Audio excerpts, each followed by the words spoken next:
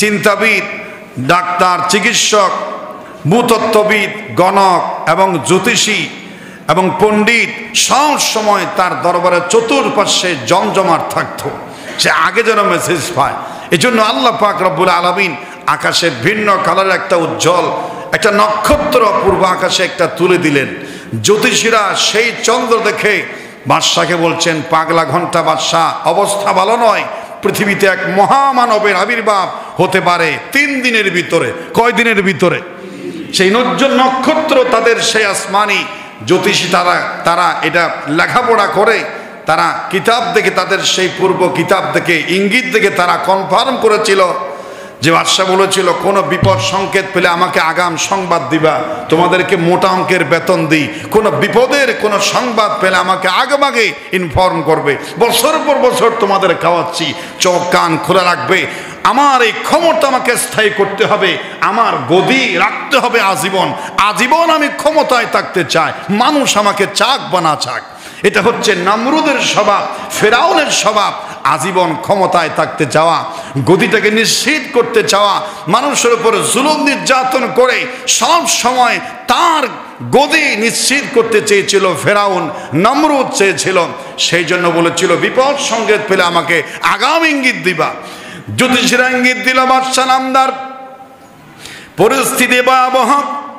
পূর্বাকাশে নক্ষত্র প্রমাণ করে এই পৃথিবীতে একজন মহামানবের আবির্ভাব হবে, যার নেতৃত্বে, যার ক্ষমতা, যার কর্তৃত্ব গোটা পৃথিবীতে চলে আসবে, আর আপনার গদি চোরমার হয়ে যাবে। বলেন সুবহানাল্লাহ।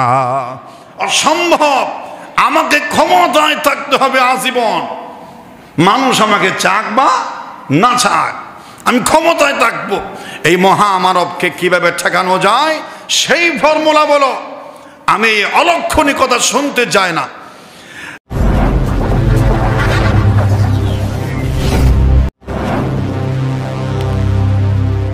লাখ কোটি শুকরিয়া আদায় করছি যে আল্লাহ সুবহানাহু ওয়া তাআলা আজকের এই পবিত্র জুমার দিনে হাজার ব্যস্ততার পরে আল্লাহর পবিত্র ঘরের মেহমান হওয়ার তৌফিক দান করেছেন, সুস্থ রেখেছেন, শান্তিতে রেখেছেন, জটিল কঠিন রোগ থেকে, সমস্যা থেকে আমাদেরকে হেফাজত করেছেন। এজন্য মুনিবের দরবারে শুকরিয়া আদায় করে সবাই উচ্চ কণ্ঠে বলছি আলহামদুলিল্লাহ। আবারও বলছি আলহামদুলিল্লাহ। লাখ কোটি দরুদ ও সালামের হাদিয়া পেশ করছি সরওয়ারে কায়নাত নূরে মুজাসসাম রহমতে দু আলম শফিউল মুজনবিন রহমাতুল্লাহ আলামিন সৈয়দুল মুরসালিন খাতামুন নবিয়্যিন মক্কার নূরি মদিনার জ্যোতি বিশ্ব সভার সভাপতি, আল্লাহ পাকের গোটা কুল কায়নাত সৃষ্টির প্রধান আকর্ষণ, আল্লাহ পাকের পেয়ারা হাবিব, শ্রেষ্ঠ নবী, প্রিয় নবী, নূর নবী মুহাম্মদুর রাসূলুল্লাহ সাল্লাল্লাহু আলাইহি ওয়াসাল্লামের প্রতি। মুআজ্জাজ হাজিরিন কিরাম, আমরা নামাজের ভিতরে একটা দরুদ শরীফ পড়ি। এই দরুদ শরীফটাকে বলা হয় দরুদ ইব্রাহিম। কি বলা হয়? দরুদ ইব্রাহিম। আমাদের সাথে ইব্রাহিম আলাইহিস সালামের কি সম্পর্ক? আমরা রসুলের নামের সাথে এখানে ইব্রাহিম আলাইহিস সালামের নামে দরুদ শরীফ পাঠ করি এবং এটা রাসূল নামাজের ভিতর ঢুকাই দিয়েছেন। আমরা নামাজের ভিতর পড়ি আল্লাহুম্মা সাল্লি আলা মুহাম্মাদিন ওয়া আলা আলি মুহাম্মাদ কামা সাল্লাইতা আলা ইব্রাহিম ওয়া আলা আলি ইব্রাহিম ইন্নাকা হামিদুম মাজিদ। আল্লাহুম্মা বারিক আলা মুহাম্মাদিন ওয়া আলা আলি মুহাম্মাদ কামা বারাকতা আলা ইব্রাহিম ওয়া আলা আলি ইব্রাহিম ইন্নাকা হামিদুম মাজিদ। একেবারে 4 বার ইব্রাহিম আলাইহিস সালামের নাম কয়বার এসেছে? 4 বার এসেছে। তাহলে আজকে আমরা সেই ইব্রাহিম আলাইহিস সালামের সাথে আমাদের কি সম্পর্ক?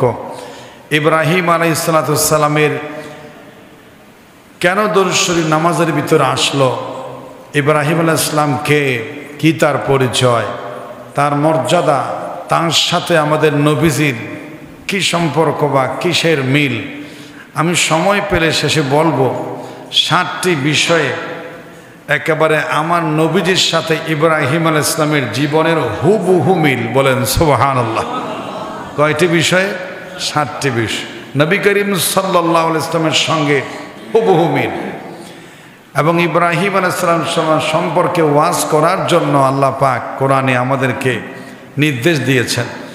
সূরাতুশ শুআরা 19 নম্বর পৃষ্ঠায় 69 নম্বর আয়াতে আল্লাহ পাক বলেন, ওয়াতুলু আলাইহিম নাবা ইব্রাহিম, হে নবী আপনি আপনার উম্মতদেরকে ইব্রাহিম সাল্লাল্লাহু সাল্লামের জীবনী তার সম্পর্কে আপনি আপনার উম্মতদেরকে অবহিত করুন। বলেন সুবহানাল্লাহ।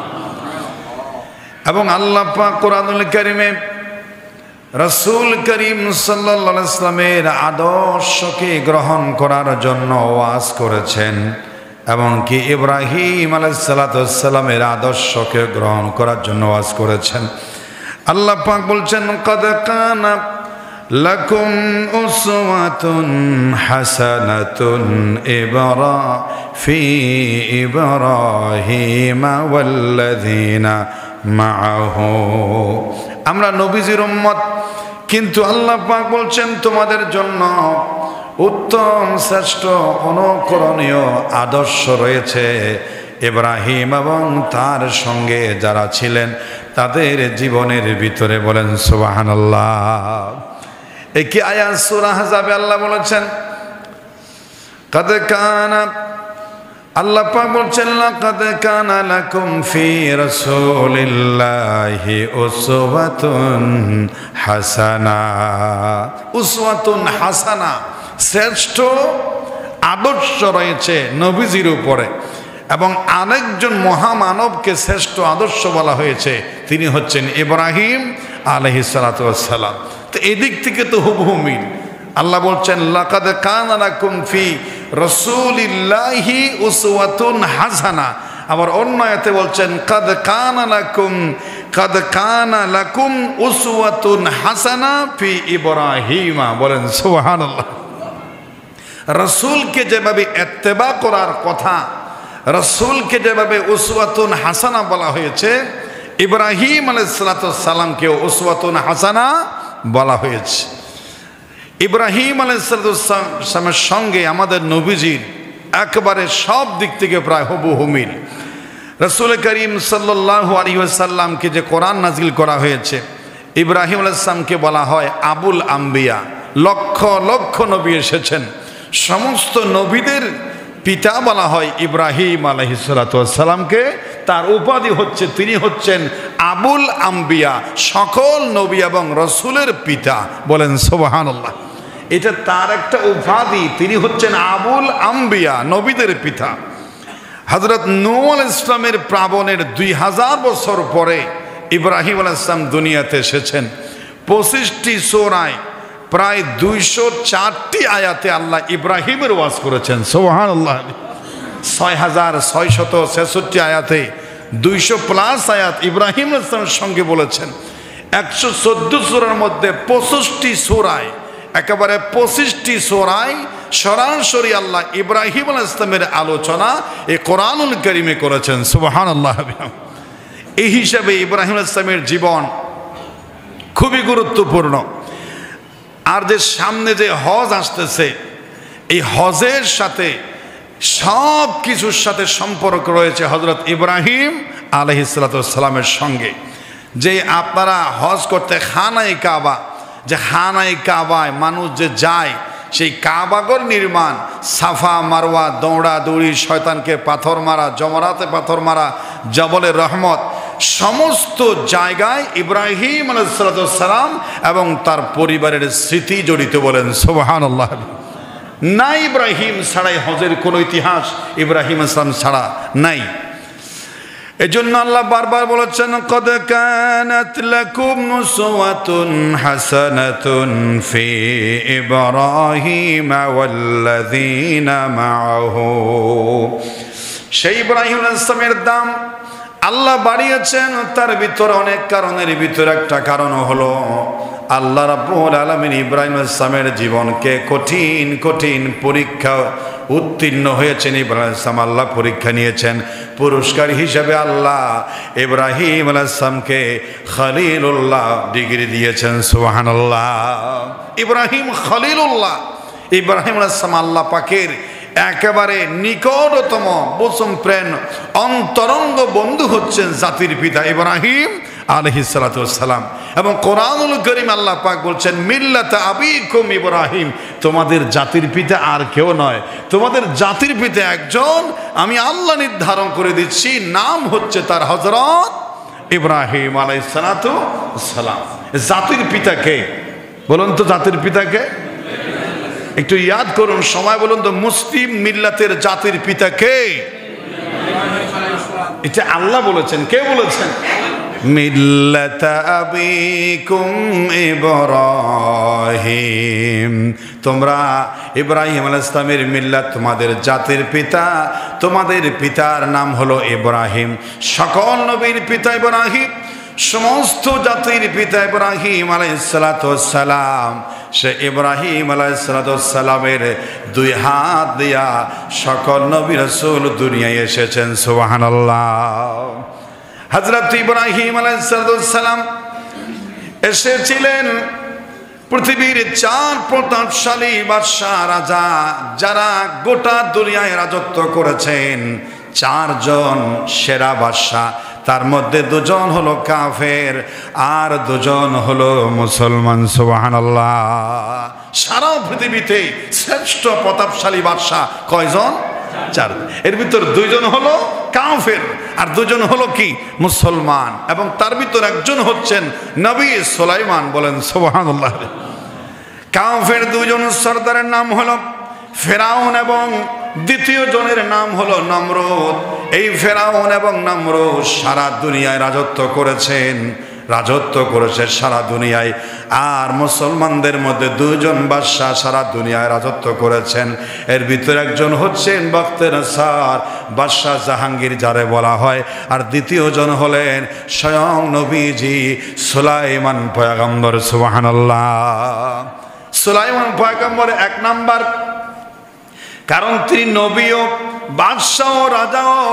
তিনি নবী এবং রাসূল। সমস্ত মানুষ, বাদশারা শুধু মানুষের উপরে কর্তৃত্ব নেতৃত্ব দিয়েছেন। আর আল্লাহর নবী সুলাইমান সমস্ত সৃষ্টির উপরে রাজত্ব করেছেন। সুবহানাল্লাহ। পশু পাখি, কীট পতঙ্গ, খোদার খোদাই, যত সৃষ্টি জগৎ আছে, সাগর মহাসাগরের মাছ, বন জঙ্গলের বাতাস, অক্সিজেন, জিন ইনসান, সকলের বাদশাহী করেছেন আল্লাহ নবী সুলাইমান পয়গম্বর। সুবহানাল্লাহ। তাহলে এই ইব্রাহিম আলাইহিস সালামের সমসাময়িক আল্লাহ এত বড় একজন খলিল পাঠাবেন দুনিয়ায়, চাইলে ইচ্ছে করলে তিনি গোপনে পাঠিয়ে দিতে পারতেন, কিন্তু একটি চ্যালেঞ্জ দিয়ে, গোটা দুনিয়ায় একটা মেসেজ দিয়ে, চ্যালেঞ্জের মুখোমুখি করে আল্লাহ পাক ইব্রাহিম আলাইহিস সালামকে পাঠিয়েছেন। চাইলে তিনি সাধারণ পরিবারে অন্য 10 জন ছেলে যেভাবে জন্ম হয় সেভাবে জন্ম নিতে, আল্লাহ জন্ম নিয়ে নিতে পারতেন, কিন্তু এভাবে আমার নবীজিকেও পাঠান নাই। নবীজিও দুনিয়াতে এসেছেন, মুসা কালিমুল্লাহ এসেছেন, ইব্রাহিম খলিলুল্লাহ এসেছেন। ওরা পৃথিবীতে আল্লাহ পাক একটা আগে একটা কি দিয়েছেন? বার্তা দিয়েছেন। সেই সময়ের বাদশা ছিল নমরুদ। নমরুদ হায়াত পেয়েছিল 1700 বছর আর রাজত্ব করেছিল একেবারে 400 বছর। কয় বছর? 400 বছর রাজত্ব পরিচালনা করেছে মিশরে। 1700 বছর হায়াত পেয়েছিল। এবং তার জীবনী, তার ইতিহাস, সে বাবেল শহরের একজন প্রধান উজির ছিলেন। উজির থেকে তিনি বাদশা হয়েছেন। হিন্দুস্তান, তুর্কিস্তান, পশ্চিম, পূর্ব, পশ্চিম সকল রাজ্য তিনি অতি অল্প সময়ে দখল করে তার আধিপত্য গোটা পৃথিবীতে তিনি বিস্তার করে ফেলেছিলেন। 4 জন সেরা প্রতাপশালী বাদশার ভিতরে একজন সেই নমরুদ। তার দরবার ছিল, তার সিংহাসন ছিল 4টি হাতির উপরে, বিশাল সাইজের 4টি হাতির উপরে তার কি ছিল? সিংহাসন ছিল। তার দরবারে শিক্ষাবিদ, চিন্তাবিদ, ডাক্তার, চিকিৎসক, ভূতত্ত্ববিদ, গণক এবং জ্যোতিষী এবং পণ্ডিত সব সময় তার দরবারে চতুর্পার্শ্বে জমজমাট থাকতো। সে আগে যেন মেসেজ পায়। এই জন্য আল্লাহ পাক রব্বুল আলামিন আকাশে ভিন্ন কালারের একটা উজ্জ্বল একটা নক্ষত্র পূর্ব আকাশে একটা তুলে দিলেন। জ্যোতিষীরা সেই চন্দ্র দেখে বাদশাকে বলছেন, পাগলা ঘন্টা বাদশাহ, অবস্থা ভালো নয়, পৃথিবীতে এক মহামানবের আবির্ভাব হতে পারে 3 দিনের ভিতরে। কয় দিনের ভিতরে?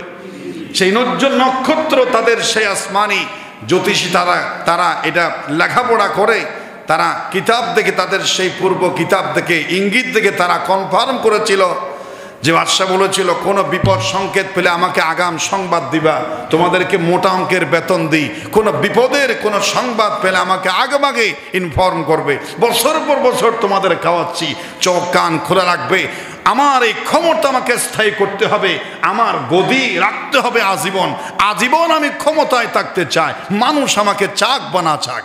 এটা হচ্ছে নমরুদের স্বভাব, ফেরাউনের স্বভাব, আজীবন ক্ষমতায় থাকতে চাওয়া, গদিটাকে নিশ্চিত করতে চাওয়া, মানুষের উপর জুলুম নির্যাতন করে সব সময় তার গদি নিশ্চিত করতে চেয়েছিল ফেরাউন, নমরুদ চেয়েছিল।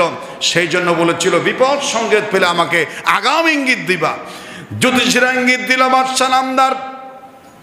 পরিস্থিতি ভয়াবহ, পূর্বাকাশে নক্ষত্র প্রমাণ করে এই পৃথিবীতে একজন মহামানবের আবির্ভাব হবে, যার নেতৃত্বে, যার ক্ষমতা, যার কর্তৃত্ব গোটা পৃথিবীতে চলে আসবে, আর আপনার গদি চোরমার হয়ে যাবে। বলেন সুবহানাল্লাহ। অসম্ভব, আমাকে ক্ষমতায় থাকতে হবে আজীবন, মানুষ আমাকে চাক বা না চাক, আমি ক্ষমতায় থাকবো। এই মহামানবকে কিভাবে ঠেকানো যায় সেই ফর্মুলা বলো। আমি অলক্ষণী কথা শুনতে চাই না। জ্যোতিষীরা বৈঠক বসেছে, জরুরি বৈঠক। সমস্ত গণকেরা, গবেষকরা, চিন্তাবিদরা গবেষণা করে জরুরি বৈঠক ডাকলো। সিদ্ধান্ত হলো একটাই সিদ্ধান্ত, আপনি সমস্ত নারীদেরকে, যুবতী, বিবাহিত, দাম্পত্য জীবনে যারা আছে সবগুলো নারীকে আপনি আপনার জেলখানায় বন্দি করে ফেলেন। পুরুষ যেন কোনো নারীর সঙ্গে রাত্রিতে দেখা না করতে পারে, দিনে দেখা না করতে পারে, স্ত্রীর সঙ্গে যেন কাজ যেতে না পারে। যদি 3 দিন যদি স্বামী স্ত্রীর এই দৈহিক মিলন যদি বন্ধ করা যায়, তাহলে 3 দিন কোন রকম ঠেকানো গেলে মহামানব পৃথিবীতে আসতে পারবে না। বলেন নাউজুবিল্লাহ। সেই কথা, সেই কাজ। সমস্ত নারীদেরকে রাজ দরবারের বিশাল জেলখানায়, যেখানে 50 জন রাখা যায় সেখানে 5000 রাখা হলো।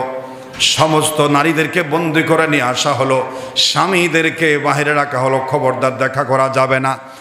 আর ইব্রাহিম আলাইহিস সালামের পিতার নাম ছিল আজর, সে ছিল প্রধান দেহরক্ষী, নমরুদের একেবারে বিশ্বস্ত লোক। সেই ইব্রাহিম আলাইহিস সালামের বাবা আজর যে কামরায় ছিল, তার পাশের কামরায় নমরুদ ছিল, তার রাজ সিংহাসনে, তাকে বিশ্বাস করত। এজন্য সমস্ত মানুষের সামনে পুলিশের পহরা দিয়েছে, কিন্তু বিশ্বস্ত আজর সে তো বেঈমানি করবে না, সে তো তার দেহরক্ষী, তাকে এরকম করে গোটা কঠিন পাহারা দেওয়া হলো না। তার পাশেই আজর ঘুমাচ্ছিল। গভীর রাত্রে হঠাৎ করে তার মনে হলো, আমি তো প্রধান দেহরক্ষী, আমি তো প্রধান সেই বাদশার সচিব, আমাকে ঠেকাই কে? কেন জানি আজ আমার স্ত্রীর সঙ্গে দেখা করতে মন চাই। ভালোবাসার জোয়ার সৃষ্টি করে দিল। ছিদ্র তালাশ করে কেমন করে শত বাধা পার করে স্ত্রীর সঙ্গে দেখা করা যায়। প্রথম রাত গেল, দ্বিতীয় রাত গেল, তৃতীয় রাত সহ্য করতে পারছে না, ভালোবাসার জোয়ার এসেছে। ওদিকে স্ত্রীও স্বামীর ভালোবাসার জন্য সেখানে হাওমাও করতেছে, আফসোস করতেছে কিভাবে স্বামীর সঙ্গে দেখা করা যায়। সেদিকে যেহেতু প্রধান দেহরক্ষী, পুলিশ পাহারার চোখ এড়িয়ে স্ত্রীর সঙ্গে দেখা করলো। দেখা করার সঙ্গে যখনই দেখা হলো, স্ত্রী বলছে, আমিও তোমার অপেক্ষায় ছিলাম, ভালো আছি, ঠিক আছে।